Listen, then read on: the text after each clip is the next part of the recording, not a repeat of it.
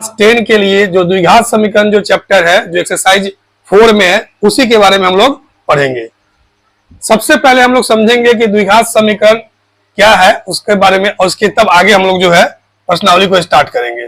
देखिए, सबसे पहले जो है द्विघात समीकरण का जो मानक जो रूप है उसको पहले आप यहां पर मेमोरी में सेट कर लें। ax² plus bx plus c बराबर 0, ये द्विघात समीकरण का मानक रूप है। द्विघात का मतलब होता है जैसे कि x का जो पावर है वो 2 होना चाहिए, द्विघात। अब देखिए, ये मानक रूप हो गया, और यहां पर a जो है वो 0 के बराबर कभी नहीं होना चाहिए। a जो है वो 0 के बराबर कभी नहीं होना चाहिए, द्विघात समीकरण का मानक रूप। जैसे यहां पर मान लीजिए कि हम यहां पर लिखते हैं 2x² प्लस 4x प्लस 3 बराबर 0, तो इसी फॉर्म में ये भी है। देखिए गौर से, बस a के जगह पर 2 है, b के जगह पर 4 है, c के जगह पर 3 है, तो ये भी द्विघात समीकरण के रूप में ही है, इसी रूप में। तो ये जो समीकरण जो दिखाई दे रहा है ये द्विघात समीकरण हो जाएगा। जैसे मान लीजिए कोई बच्चा जो अगर ऐसे लिख दिया इसको 6x² प्लस 4x² प्लस 5 बराबर 0, तो ये भी द्विघात समीकरण के ही रूप में, बस थोड़ा सा जो है वो इधर उधर लिख दिया हुआ है। तो जैसे कि यहाँ पर x² का यहाँ पर a की जगह पर 4 है, तो अभी भी हम यहीं पर a की जगह पर 4 देखेंगे। कांस्टेंट यहाँ c है, तो यहाँ c की जगह पर 5 है, और x का जो कोएफिशिएंट यहाँ पर 6, तो यहाँ पर b, तो b की जगह पर 6 है। तो पहला हमारा काम क्या होगा कि अगर ऐसे दिया हुआ अगर है तो आप इसको सजा देंगे, जैसे 4x² प्लस 6x प्लस 5 बराबर 0, इसको अरेंज कर देंगे सही तरीके से जैसे कि उसके मानक रूप में है।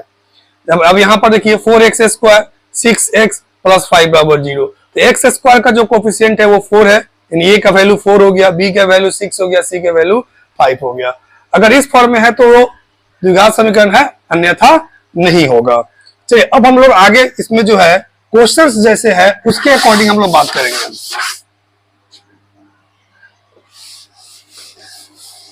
देखिए एक्सरसाइज यहाँ पर जो 4.1 में पहला क्वेश्चन है 1 नंबर में, वो क्या कर रहा है सो देखिए। कह रहा है कि जांच कीजिए कि क्या निम्न द्विघात समीकरण है, दिया हुआ है, और उसको जांच करके बताना है कि वो द्विघात समीकरण है या नहीं।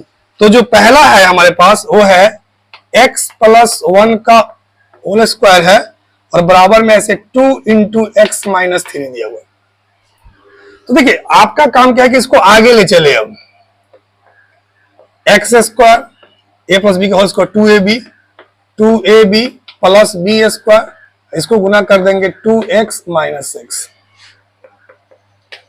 x² प्लस 2x 1, इधर आ गया minus 2x plus 6 is equal to 0। तो x² 2x कैंसिल हो गया, 1 प्लस 6 7 इज इक्वल टू 0। अब यह जो है ax² plus bx plus c बराबर 0 के रूप में ही है। क्यों है? जैसे कि आप समझने के लिए कि ax² plus bx plus c बराबर 0, तो a के जगह पर 1 है और यहां पर x नहीं है। कहने का मतलब है कि b का, अगर b का मान अगर 0 हो तो 0 इंटू x क्या हो जाएगा? 0 हो जाएगा। बस यहां पर समझो कि b का जो मान है वो 0 है और c के जगह पर 7 है। तो ये जो दिख रहा है वो ax² plus bx plus c बराबर 0 के रूप में ही है। तो इसलिए यहां पर जो है हम कह सकते हैं कि यह द्विघात समीकरण है। दिया हुआ जो समीकरण है ऊपर वाला लिख सकते हैं, दिया हुआ समीकरण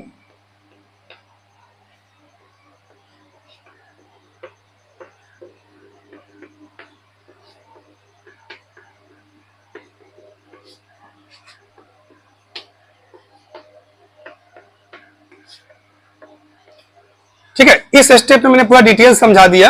अगला स्टेप, अगला जो क्वेश्चन होगा उसमें केवल हाँ और नहीं लिख के हम काम चलाएंगे। जैसे मान अगर वो नहीं होगा तो लिखेंगे कि दिया हुआ समीकरण द्विघात समीकरण नहीं है, अगर है तो दिया हुआ समीकरण द्विघात समीकरण है। ओके, तो चलते हैं हम लोग नेक्स्ट क्वेश्चन को देखते हैं इसका।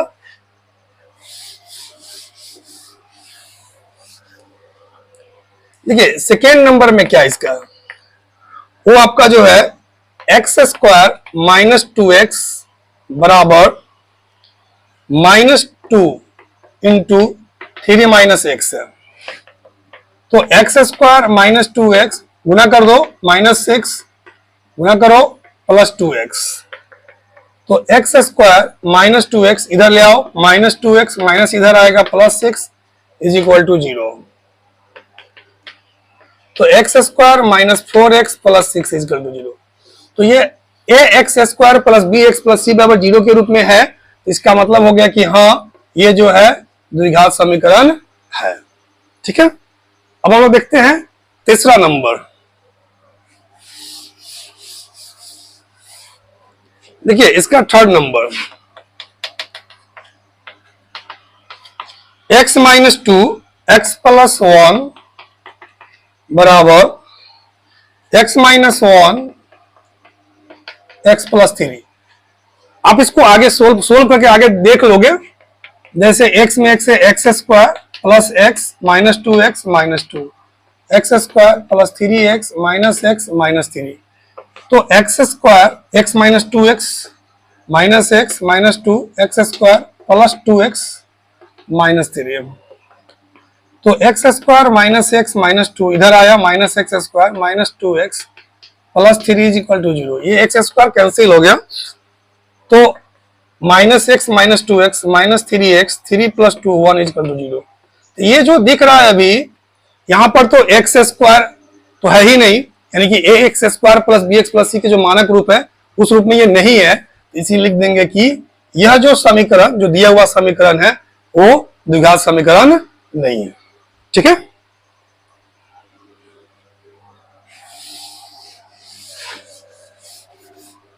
चलिए 4 नंबर देखते हैं। 4 नंबर में क्या कर रहा है, x minus 3 into 2x plus 1 लिखा हुआ है बराबर x इंटू एक्स प्लस 5। तो एनर्जेटिक होके देखेंगे और उसके बाद में आप कमेंट करेंगे कि कैसा वीडियो लग रहा है। x में 2x से मल्टीप्लाई करोगे 2x स्क्वायर, x में 1 से x minus 6x minus 3 x square plus 5x, 2x square minus 5x minus 3 x square plus 5x, इसको इधर लाओगे तो minus x square minus 5x is equal to 0। अब यहां देखोगे 2x square minus x square, तो x square minus 5x minus 10x minus 3। स्पष्ट रूप से दिख रहा है कि यह जो समीकरण है वो द्विघात समीकरण है, तो आप यहां पर लिख दोगे कि हाँ दिया हुआ जो समीकरण है वो द्विघात समीकरण है। ओके, चलिए नेक्स्ट देखते हैं।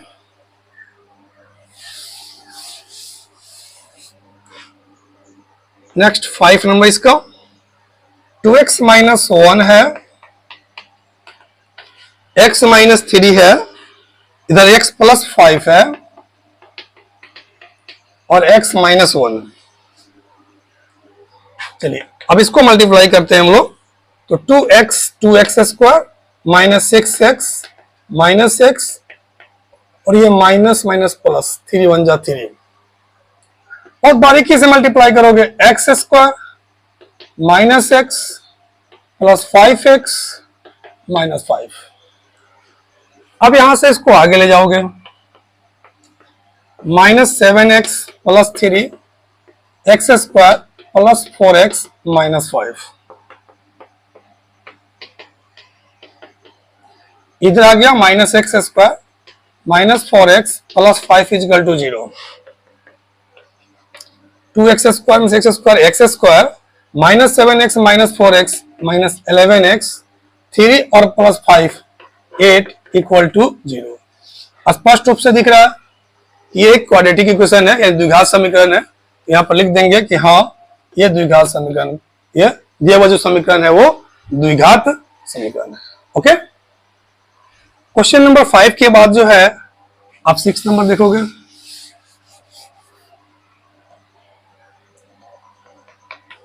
6 में क्या लिखा हुआ है, x square plus 3x plus 1 है और इधर जो है x माइनस 2 का स्क्वायर है whole square, a minus b का whole square, a square minus 2ab plus b square. अब यहां से इस स्टेप को आगे बढ़ाओगे, x square 3x plus 1 x square minus 2 2 जा 4x प्लस 4। बहुत क्लियर कंसेप्ट समझाने की कोशिश कर रहे हैं हम। इधर आया minus x square plus 4x minus 4 equal to 0। ये कैंसिल हो गया, 3x और 4x 7x 1 minus 4 minus 3 is equal to 0। ये जो स्पष्ट रूप से दिख रहा है यह द्विघात समीकरण का रूप नहीं है, यानी यहां पर लिख देंगे कि नहीं, दिया हुआ जो समीकरण है वो द्विघात समीकरण नहीं है। ओके, अब जो देखते हैं हम लोग 7 नंबर इसका।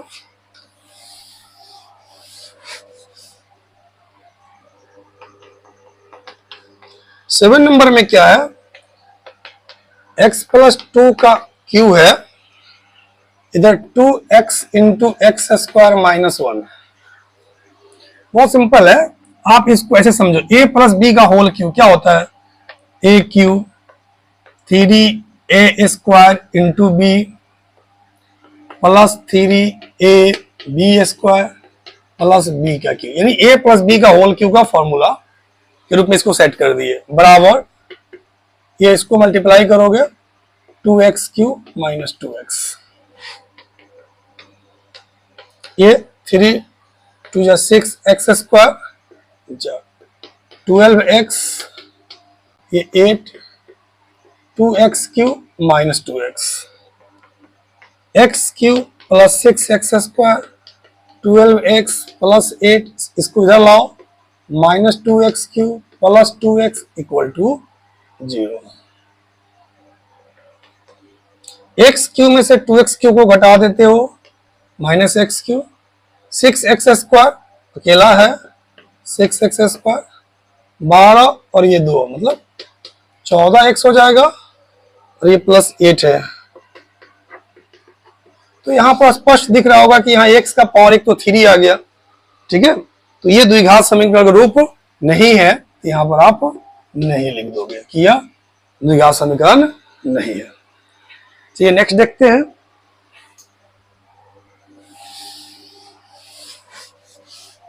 एट नंबर देखते हैं।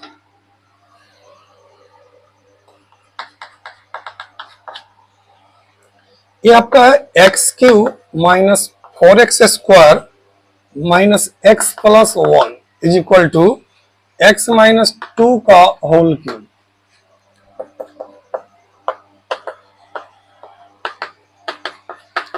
ये a माइनस बी का होल क्यूब क्या होगा, a का cube minus 3a square b 3ab square minus b cube.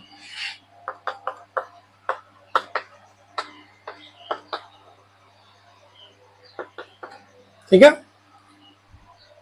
X Q इसको मल्टीप्लाई कर लो 6x स्क्वायर, इसको मल्टीप्लाई कर लो 12x, इसको 8।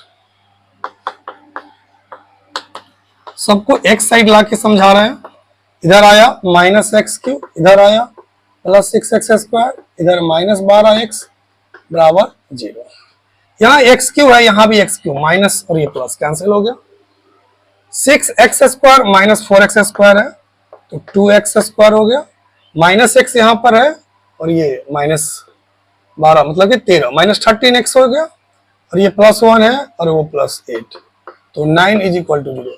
स्पष्ट रूप से दिख रहा है कि ये a x square plus B x plus c बराबर 0 के रूप में है, तो हम लिख सकते हैं कि हाँ ये जो दिया हुआ जो समीकरण है वो द्विघात समीकरण का रूप है। तो इस तरह से जो पहला जो क्वेश्चन है जिसमें हमको जांच करके बताना है कि द्विघात समीकरण है या नहीं, उसके 8 क्वेश्चंस को मैंने बता के आपको बना करके बता दिया कि कौन समीकरण जो है इसमें का द्विघात समीकरण होगा और कौन नहीं होगा। अब हम लोग जो है क्वेश्चन नंबर 2 को देखेंगे।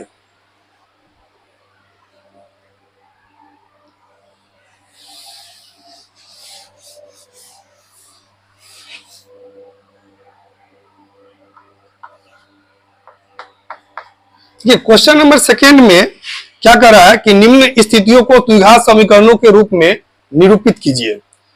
जो क्वेश्चन दिया है उसको पढ़कर जो है आपको द्विघात समीकरण के रूप में निरूपण करना है, उसको बताना है। तो पहला नंबर जो क्वेश्चन है वो क्या कर रहा है उसको मैं बता रहा हूं आपको कह रहा है सर कि एक आयताकार भूखंड का क्षेत्रफल 528 मीटर स्क्वायर है, उसकी क्षेत्र की लंबाई जो मीटरों में चौड़ाई के दुगुने से एक अधिक है, हमें भूखंड की लंबाई और चौड़ाई ज्ञात करनी है। तो यहां सबसे बड़ा जो चीज है यहां पर समझना है कि क्षेत्र की जो लंबाई है वो चौड़ाई के दोगुने से एक अधिक है, चौड़ाई के दोगुने से। तो हमने मान लिया, पहले मान लिया कि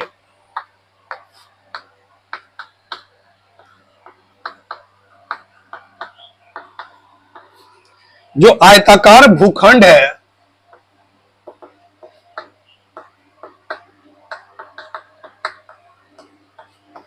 उसकी जो चौड़ाई है वो x मीटर है। हमने मान लिया कि वो चौड़ाई x मीटर है। तो कंफर्म है कि आयताकार भूखंड की जो लंबाई होगी वो क्या कह रहे हैं कि लंबाई जो है चौड़ाई के दोगुने से एक अधिक है। तो इसके दोगुना मतलब 2x और एक अधिक तो +1, इतना मीटर ये लंबाई हो गई। अब कह रहे कि सर उसका क्षेत्रफल, तो आप सिंपल लिखोगे प्रश्न से जो भूखंड का जो क्षेत्रफल है, प्रश्न से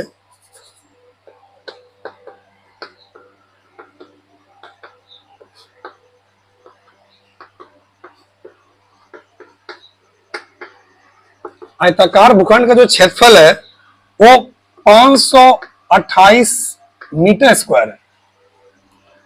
तो फॉर्मूला क्या होता है, लंबाई गुना चौड़ाई। तो लंबाई जो है वो 2x + 1 और चौड़ाई जो है x बराबर 528। तो इसमें गुना करोगे तो 2x स्क्वायर, 1 में x इधर ले आओ, 528 बराबर 0। यानी ध्यान से आप देखो तो 2x स्क्वायर + x - 528 बराबर 0 यहां पर जो है ये द्विघात समीकरण के रूप में निरूपित हो गया और यही जो है आपका आंसर होगा। क्योंकि हमसे केवल इतना ही बोला है कि सर आप द्विघात समीकरण के रूप में निरूपित कर दीजिए, ये आपका आंसर हो गया। ओके, चलिए नेक्स्ट सेकेंड नंबर क्वेश्चन को देखते हैं। वो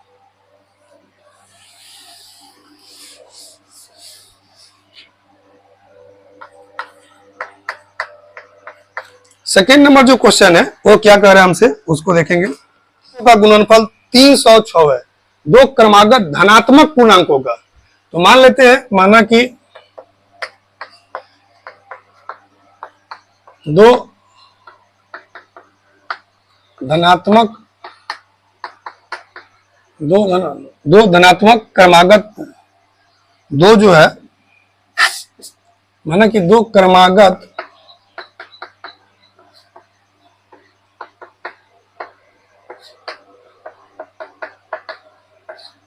पूर्णांक है, एक को मान लेते हैं कि x है और एक x + 1 है। चूंकि जस्ट क्रमागत का मतलब होता है लगातार, जैसे 2 तो 2 के बाद कौन होगा 3, 3 के बाद कौन होगा 4, एक बढ़ रहा है। तो उसी तरह से अगर हम x मानेंगे तो उसके जस्ट आगे वाला कौन होगा, x + 1 होगा। अब प्रश्न से कह रहा है कि सर दोनों का जो गुणनफल है, दोनों का जो गुणनफल है वो जो है आपको 306 के बराबर है। तो इसको x² x इधर ला दोगे, 306 बराबर 0। यही आपका जो है द्विघात समीकरण का निरूपण हो गया सेकेंड नंबर में। अब थर्ड नंबर इसी पर देख लेते हैं। थर्ड में क्या कह रहा है कि सर रोहन की मां उससे 26 वर्ष बड़ी है, रोहन की मां, ठीक है। तो ऐसे कर लेते हैं, मान लेते हैं, माना कि रोहन की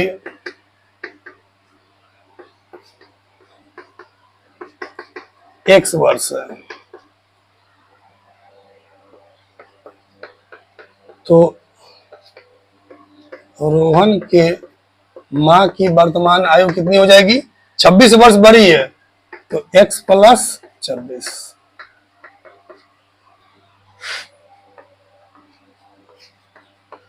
बहुत सिंपल समझिए, कह रहा है कि सर कि उनकी आयु, यहां पर बोल रहा है कि उनकी आयु का गुणनफल अब से 3 वर्ष बाद, अब से 3 वर्ष बाद 360 हो जाएगी। हमें रोहन की वर्तमान आयु ज्ञात करनी है, उसका समीकरण तैयार करना है।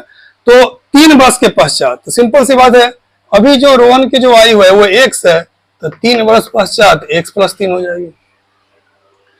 और अभी जो माँ की, रोहन की माँ की आयु x + 26 है, तो 3 वर्ष के बाद इसकी आयु हो जाएगी 26 और 3 29, यानी x प्लस 3 हो जाए, x प्लस 29 हो जाएगी। तो दोनों का जो गुणनफल है वो लिख रहा है कि सर आपका 360 है। अब इसको समीकरण बना देना है, बहुत सिंपल। देखिएगा एक्स स्क्वायर 29x 3x 29 तिया 9 तिया 29 तिया 9 तिया 27 87 बराबर 360। तो एक्स स्क्वायर 29 और 3 कितना हो जाएगा, 29 और 3 जो है आपका हो जाएगा 32x और 87 और इधर आएगा तो 87 माइनस 360, तो माइनस 360 में से 87 को घटा देंगे तो आएगा 273 273। यही जो है आपका द्विघात समीकरण का निरूपण होगा इस क्वेश्चन के लिए। तो x square plus 32x minus 273 बराबर 0।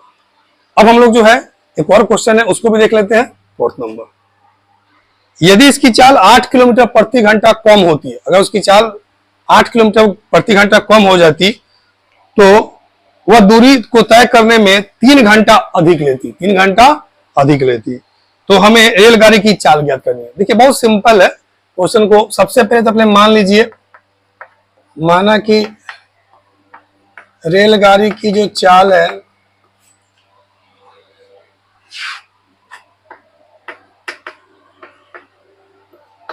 जो सामान्य जो चाल है वो x किलोमीटर प्रति घंटा। बहुत सिंपल मैं बता रहा हूं, अब केवल समझना है। कह रहा है कि सर इसकी चाल अगर 8 किलोमीटर प्रति घंटा कम हो जाती, यहां समझना यह है कि 480 किलोमीटर की दूरी है, 480 किलोमीटर की दूरी है। तो एक चाल जो है आपका x हो गया और एक चाल जो कह रहा है कि 8 किलोमीटर प्रति घंटा कम, यानी x माइनस 8। ठीक है, तो हम समझते हैं कि दूरी बटा जो चाल होता है वो समय होता है, यानी इस चाल से अगर चलेगा तो कुछ समय लगा होगा, जो भी लगे। अगर आप इस चाल से चलेगा तो एक समय लगेगा, कुछ समय। अब यहां समझना यह है कि यहां पर जो स्पीड है वो ज्यादा है और ये स्पीड क्या है, कम है। तो कंफर्म है कि ये ज्यादा समय लेगा और ये कम समय लेगा, यानी कि इस ज्यादा समय माइनस कम समय बराबर 3 घंटा। यानी क्वेश्चन में बोला जा सके 3 घंटा का डिफरेंस है दोनों में। तो प्रश्न से 480 बटा x माइनस 480 बटा x माइनस 8 माइनस 480 बटा x बराबर हम क्या लिखेंगे, 3, क्योंकि वो समय 3 लिखा हुआ है, 3 का अंतर है। बहुत अच्छा से समझिएगा। अब यहां पर क्या कर लेंगे, एलसीएम कर लेंगे। x 480x माइनस, ऐसा करते हैं 480 दोनों में कॉमन कर लेते हैं, तो x माइनस x, ये माइनस माइनस ऊपर जाएगा प्लस 8 बराबर 3, x कट गया। अब यहां देखेंगे, यहां पर इसको कर रहा है ऐसे क्रॉस मल्टीप्लीकेशन, तो 3x माइनस 8 बराबर ये 480 गुना 8। इस 3 से इसको कटा देते हैं तो 3 16 48 160। आगे बढ़ाते हैं इसको, तो एक्स स्क्वायर माइनस 8x और 16 में 8 से गुणा करेंगे 128 और एक 0, यानी कि x square minus 8x minus ये 1280, x square minus 8x minus 1280 minus, ठीक है, एक्स स्क्वायर। एक बार और देख लेते हैं कंफर्म, 8, ठीक है, एक्स, ठीक है। तो x square minus 8x minus जो है यहाँ पर 1280 बराबर 0। तो इस तरह से जो है ये आपका एक्सरसाइज 4.1 जो है आपका समाप्त हुआ। वीडियो आपको कैसा लगा प्लीज कमेंट करके जरूर बताएंगे।